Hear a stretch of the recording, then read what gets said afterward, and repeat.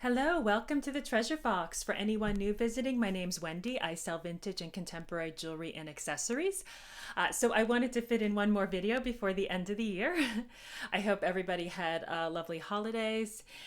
So most of the jewelry in here I've thrifted probably over the last month or so. We get a lot of these sort of end of the year like holiday boutiques and stuff like that. So we'll go ahead and get started. I'm going to start with some of the J. Crew pieces. I really love J. Crew jewelry. I think for a relatively contemporary brand, it's well made, has a lot of like weight to it, and is really great designs as well. So this is just a cuff bracelet with sort of a raised circular design. So we have that. This one I think my sister picked up for me. She does buy, she does buy me pieces as well. So this is a J. Crew gold bauble bracelet, and the balls are not hollow; they're filled. So it's actually really sort of quite a heavy bracelet, but really pretty design as well. And then we have this. Let's see. I almost think it looks like an abacus design. So this sort of abacus bracelet. And here's the back on that. But I love this bracelet. I found the matching earrings in another store, but they were like $20, which, is probably about what they would sell it or near there. So it wasn't a lot of room to kind of resell that. So I passed on the earrings. Then we'll move into some of the Trifari pieces. So I found this Trifari enamel brooch, and this isn't one I'd seen before. The enamel, there's a little bit light enamel wear, but pretty minimal. But a lot of times you find these pieces and there's a lot of wear to the white enamel, so this is in pretty good condition. And then we have this Trifari brooch, an interlocking brooch. And this was in excellent condition, virtually no plating wear. I did pay a little bit more for this, but it was kind of like in mint condition. And then we have this sort of oversized Trifari flower brooch. And then these, which are not Trifari, they're Goldette. They sort of look like, kind of remind me of bamboo. So these hoop earrings. And please don't mind the state of my hands. This time of year in Connecticut, it gets so dry here. I have like 3 different types of hand cream. Like my hands just get really, really dry and cracked. It's like, can't wait till like April, because then my hands start to look better. So we'll pull out some more of this jewelry. Okay. So I'll start with this necklace, which is just sort of a star link necklace.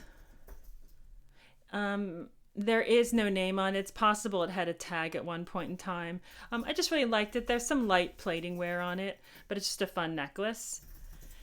And then I'll move on to these bangles. So these are, let me see if I can get you the signature on them. You're probably familiar with this brand, but Michaela Frey. And I'll include links to the companies as well in the bio that are still currently around, as far as some of the ones here that I'm going to mention. So Michaela Frey, I think she was, her business kind of opened in the 1950s in Vienna or Austria, and she was designing, I think she passed in the 1980s, and a man named, I think his name is Frederick, I'm going to look at my notes, Frederick Willie had taken over the company. So the brand now goes by Frey Willy, not like free, like the movie Free Willy. It's Frey, Frey Willy. And so they still do the same fire enameling like bangles, but they also do like accessories as well. I think they do bags and other things. But really beautiful work. I love finding her stuff. Because I don't find her bracelets as often, since I don't think they were made obviously after the 1980s. I don't know if he switched the name right away, or if they were still continued to be made under her name for a little while. And then we have this cloisonné enamel bangle. Okay. And then this one my sister found as well. It's really pretty, and I'll hold this up. Scarab enamel brooch. And it's marked 300 on the back. Right there. It almost looks like an 800, but it's a 300. I think it's Art Deco time period. Really, really pretty. And I missed it, this particular holiday boutique. is so busy. It's a small room and there's like, 30 people in there all looking at jewelry and scarves. And so you just kind of have to look quickly, and it's really easy to miss stuff. And so I had missed this piece. So she found that for me. And then I have this brooch by BSK, really pretty butterfly brooch. BSK on the back. And then this one, which I knew was Scandinavian when I saw it. You see a lot of that mid-century Scandinavian jewelry. Most of the companies seem to make the jewelry in pewter, and they have these very distinct designs that kind of scream like Scandinavian. So this is by BM Pewter, Norway. And I'm not, in case you didn't see the mark, there it is. And I know the name is Brodrine Milos, Mylius, but I don't know if they're still around. I have to do more research on them. They were a little bit harder to find. I've seen their jewelry before, but I don't think they're currently making. Some of these companies are still around, some aren't. But anyway, a really nice cuff, pewter cuff there. And then let's see. Some just kind of different pieces. I do collect a wide range of jewelry. I don't really have one particular style. It's just, whatever I like and pieces I enjoy. Sometimes I'd like to have a more cohesive look, to my store, but I just, I love jewelry. So it's like whatever catches my attention. So this is a Russian enamel brooch. And this is just a woman wearing kind of a traditional Russian style dress. I'm not going to be able to pronounce the name on the back, but I'll hold this closer to the camera so you can see it. It's something like Conejo, I think CCCP.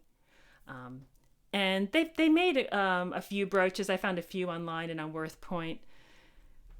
And then we have this Damascene brooch. It's got quite a bit of plating wear on the back, but overall, good condition on the front.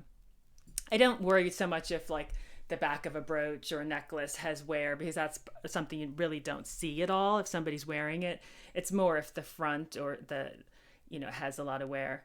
This is a porcelain, I think it's hand painted pendant, and I can't quite read the name. It looks like Oakman. And so I have that piece. And then this, I don't typically pick up Jerry's. I have a Jerry's butterfly brooch I think I've had for sale for 3 years. And I have it marked pretty low.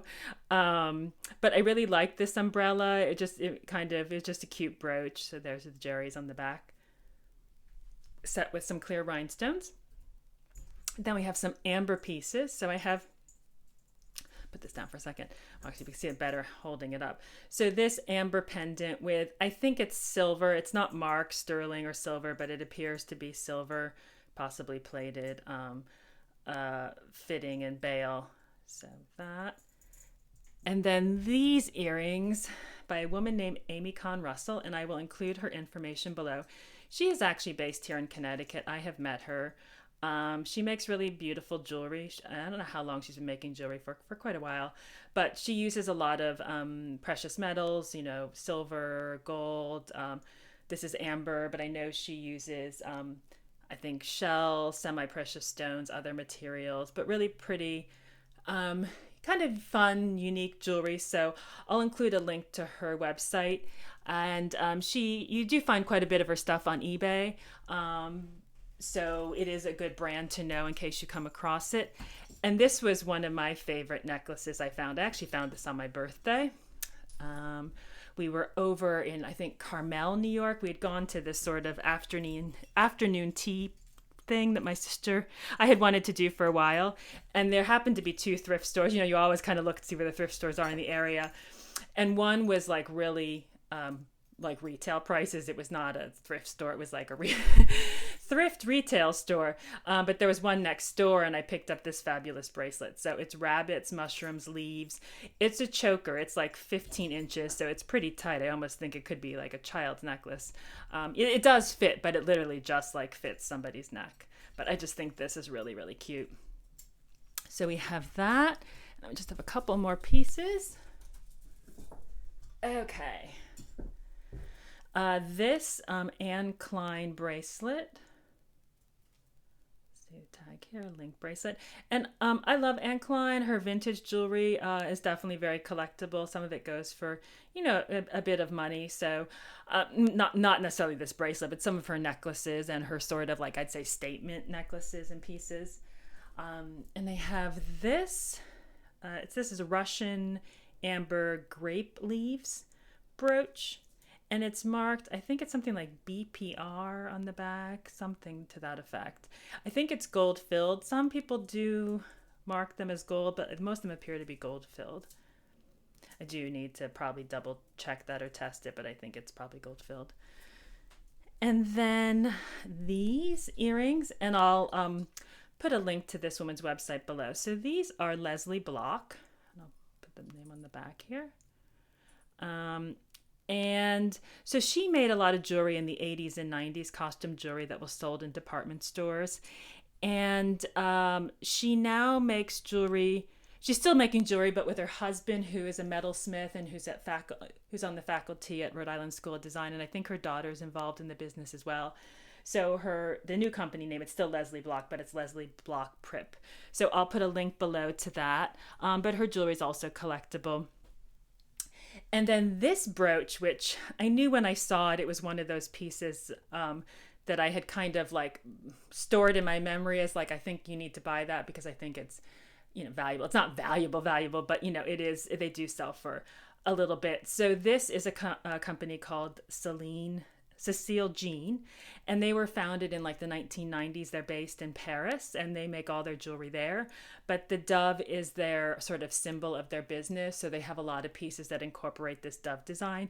They still do make this brooch and you can buy it, but I think the sizing might be a little bit larger, and I think I don't know if they make it the exact same size, but this brooch does sell. And I saw it and there were like a lot of people at this jewelry table. And we'd all sort of passed it at first. And then I was like, wait a minute, I think that's that brooch. I'd seen it before, pick it up. I think it's worth something. So Cecile Jeanne Paris, and it's got a little like crystal or rhinestone there. So we have that. And then my final piece, which was one of my favorite pieces, is this beautiful brooch. And it is by a company named, I'll show you this, H. Pomerantz in New York. And I'm going to put this down. There's not a lot known about this company. He seemed to have passed in the 1960s, so the jewelry was made prior to that. It's very collectible, but there's not a lot of information on there. He was on business with somebody named Max Silverman, but I just love this brooch. It was really striking and really beautiful, and I've actually never found anything from this company before.